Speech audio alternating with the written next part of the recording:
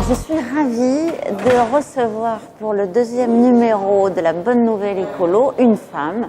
C'est donc la première fois qu'on va recevoir une femme. Et quelle femme hyper engagée dans l'écologie.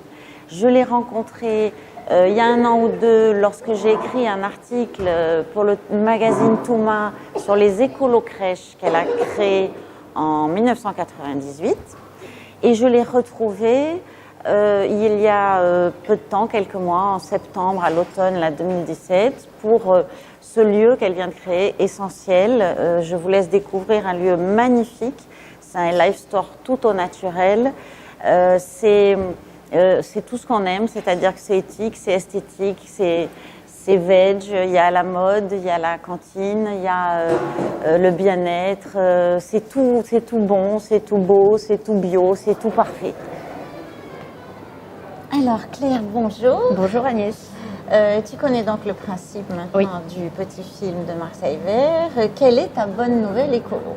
Alors ma bonne nouvelle écolo, c'est notre 300e écolo-crèche dans le réseau qui est arrivée en janvier là. Génial. Donc les crèches écolo, en quelques mots, pour obtenir ce label, quel est le cahier des charges, on va dire? Alors ce label, c'est une démarche de progrès continu, donc il faut avoir fait des progrès dans 3 grands items environnementaux, l'alimentation, le bâtiment, les activités.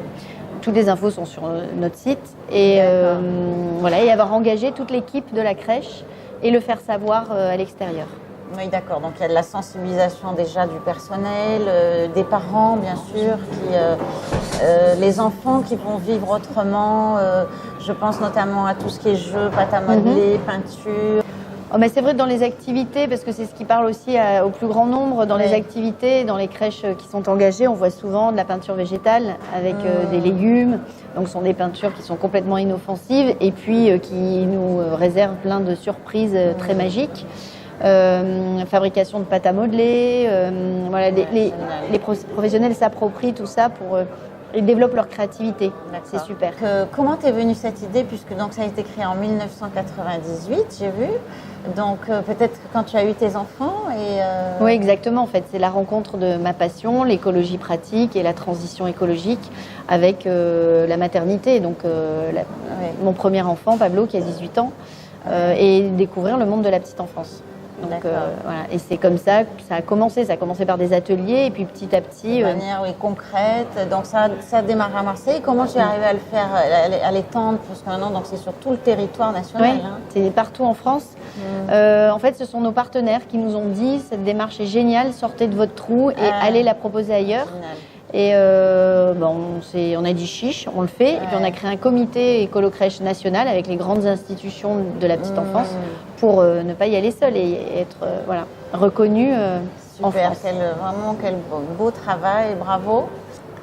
Alors pour en revenir à ce lieu donc on adore Essentiel, quel lien il peut y avoir ici avec la petite enfance?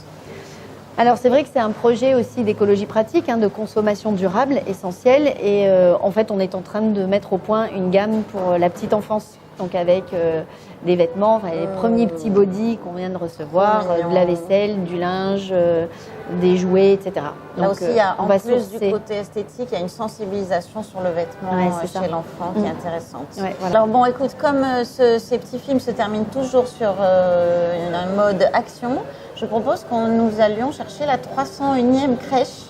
Allons-y. Allez, c'est parti.